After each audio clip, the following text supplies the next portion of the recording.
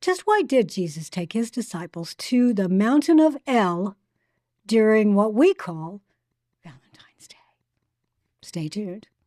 Hi, I'm Sharon Gilbert, and I have followed the shepherd since I was a child. He led me through music and medicine and academics and all sorts of wonderful paths, but my choices weren't always good ones. However, in 1997, he turned all those life choices into a wonderful marriage to my perfect partner, and from there into full-time ministry. Following Jesus' steps means more than being obedient. It means gaining spiritual muscle. It means putting on the full armor of God.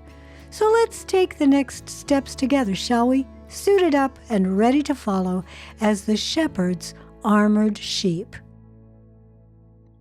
Hey everybody, welcome to the Armored Sheep. I'm Sharon Gilbert. Of course, this is my better half, Derek Gilbert, who has many, many shows that you enjoy. View from the Bunker. We're on PID Radio. We do Gilbert House Fellowship every Sunday morning. Mm-hmm. You do 5 and 10 for Skywatch TV, and you and I appear on a lot of these Skywatch TV shows. Mm-hmm. And lately I've been wearing my hat on those programs because my eyes are still very sensitive to light, which is ironic, isn't it? Because we are light lovers, because we have salt and light that we as believers are supposed to be bringing to the world. Well, in my case, I'm bringing it with a hat on. We talked last week about Jesus and why he took his disciples to Mount Hermon. I talked a little bit about Valentine's Day, about the celebration of Fabriwalia, explained why they celebrated with a goat, strangely enough, even though these guys, they consider themselves the direct descendants of Romulus and Remus. Mm-hmm. And, well, that's a goat, not a goat involved in there. That's a wolf involved in there. Yes, Lupercalia is about worshiping that wolf, Lupercus, wolf. But it also involves a goat because Februus, the god, is also known as Faunus, the goat demon, god, or Pan, as we would call it. The Roman form of Pan. Yeah. Exactly. So before we go any farther, though, I want to remind you, download our app, please. It will not get canceled from there, and it's run by a Christian company. So go to gilberthouse.org/app, and you can find just about any format that you want to put on your mobile device or on your set-top box. Right. Apple TV, Roku, Amazon Fire Stick or Fire TV. If you've got a smart TV, preloaded with Fire TV or Roku. All the smart things, despite the fact that we're not. We're not always that smart. But we do have a friend named Judd Burton who really is smart, and he's done a lot of research on this topic. He believes that Jesus took his disciples to the base of Mount Hermon, to that cave where the Grotto of Pan, where Pan was worshipped, but he took them there at a time when the Greco-Roman Empire, mainly Rome at that point, were worshiping this very demon, this very goat god. Yeah. And why would he do that? Well, as you've said many times, whenever we're looking at what Jesus did, reading the Gospels, we need to ask, why did he do it? Why did he do it there? And why did he do it then? And all three of those questions, or three of those items are very important in everything that he did. Judd, who we lovingly call our friendly neighborhood PhD. He truly is. We love it. His doctoral dissertation was on the religious history of that site, called Caesarea Philippi in the time of Jesus and the apostles, known prior to that as Paneas, because it was a sacred site dedicated to the worship of Pan. Today it's called Banyas because the P sound is not in the Arabic language. But in the first century, it was a pagan cult center with temple to Jupiter, temple to the emperor, temple to the goddess Nemesis. You can just about name it because a lot of the Greeks and the Romans and even the Persians at some time, they were going back and forth. Yeah. And they would always stop to pay homage to their particular deity. Right. And so the disciples had to be wondering why Jesus took them to this place. Yeah. Because it was a very pagan site and it was a long walk. And it was probably crowded. Yeah. With pagan worshipers. Right. Pilgrims there who were there to pay homage to Jupiter and the emperor and people in need of healing, going to Asclepius, and of course to Pan or Faunus. That is true. Asclepius was, I think he got worshipped the first day of every month. He was pretty important in the Greco-Roman world. But also they were there to, they were there amidst all of these pagan ritual folks. And I am sure that they were looking at Jesus because he would have been known in that area. Sure. He spent a lot of time in that area. The Upper Galilee was where his ministry was based. Looking at him like, what are you doing? Yeah. And we argue in our book, The Gates of Hell, that Jesus was not baptized down near Jericho, near the Dead Sea. He was baptized north of the Sea of Galilee. Rabbit trail, I'm not going to go there, but you can find out why if you go to our book, The Gates of Hell, or just, watch some of the programs we've done on this. Anyway, Jesus was based in the Upper Galilee. His home was in Capernaum on the north shore of the Sea of Galilee. It was a 30-mile walk. That's like 14 hours of hiking. That's a couple of days walking through rough terrain in February, probably. Around a swamp. Research, back in the day, the Hula Swamp, in sandals. So they walked there specifically then. Why? Because it was the middle of a festival called Paternalia, which was the celebration of the spirits of the dead ancestors, which were really the spirits of dead giants, they were demons. Yes, exactly. Yeah. But Judd believes, based on his research from clues in the Gospels, and again, not enough time to really explain all of the clues, that it was probably on February 15th, which was Lupercalia, as you say, which was a day dedicated specifically to Pan. Now, again, that Grotto of Pan was a big cave that at the time was the main source of the Jordan River. Water melting from Mount Hermon up above kind of came out beneath the mountain, emerged from the cave, and merged with a couple of streams to become the Jordan. That's changed since then because of earthquakes. But at the time, in the first century, the Jewish historian Josephus wrote that no one had ever lowered a plumb line long enough to hit bottom. They thought it was literally a bottomless cave that went all the way down to the netherworld. Jesus could have said, look, this is fake news. It's not really bottomless. This is not a portal. This is not how the spirit realm works. No, instead, he walked his guys there, guys and women too, because he had female followers. He did. His disciples, the followers, took them on a 14-mile hike, 14-hour hike, 30-mile hike to this pagan location to say, who do people say the Son of Man is? Okay, who do you say that I am? Yes, blessed are you, Simon Bar-Jonah, for this was not revealed to you by man, flesh and blood, but by my Father in heaven. And of course, Peter's answer was, you're the Messiah. You are the Christ, the Son of the living God.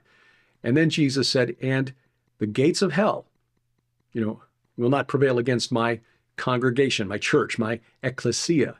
And I'll build that on this 9,000-foot, this rock, this 9,000-foot mountain. That's the equivalent of the Canaanite Mount Olympus, the place where all of the pagan gods met. Everybody in the ancient world knew that's what Mount Hermon was. It had been known as that for like at least 2,000 years, before the time of Abraham. It's very likely that at the time that Jesus took his disciples there were Roman soldiers. Probably. There were lots of wealthy Roman citizens with their slaves and their priests, and they were possibly sacrificing into that very cave because that was done. It was believed that if the sacrifice was thrown in and it floated, that it had been rejected by the gods of the netherworld. But if it sank, it had been accepted. But if it's rejected, they're not going to take it back because these were living sacrifices. And there's evidence from some monuments, inscriptions on Mount Hermon that some of those sacrifices were human. Yes. So think about that. Yeah. So Jesus is there. Possibly others are listening. Possibly some people started following him, especially some of the Romans. Who knows what miracles could have taken place because he chose to go there then. But then about 6 days later, he climbs Mount Hermon with his disciples. This is the top of this 9,000-foot mountain. Took a bit of a climb. In fact, it may have taken 6 days to get up there. 6 days, right. And because Paternalia, the festival dedicated to the spirits of the dead ancestors, began on the 13th of February.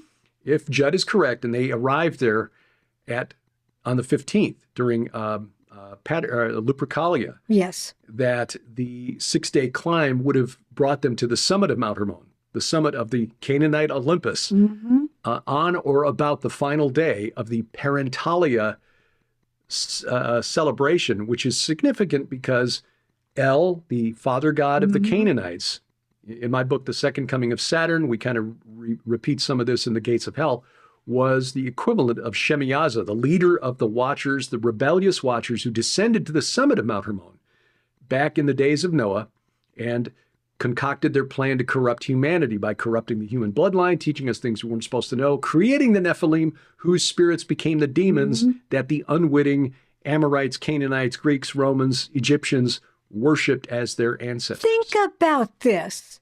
During Paternalia, when the Greco-Roman, especially the Romans, are worshiping these very demons, the spirits of the Nephilim that were created by Shemiyaza and his bunch, who came down to the top of Mount Hermon, where Jesus takes his disciples, while they are being worshipped below, and possibly even on top. We don't know that they were alone up there. No. He tells the fallen world that he is divine. He transfigures, he shows them who he really is, and he has Moses and Elijah with him, the true ancestors, not the fake ones, not the demonic ones.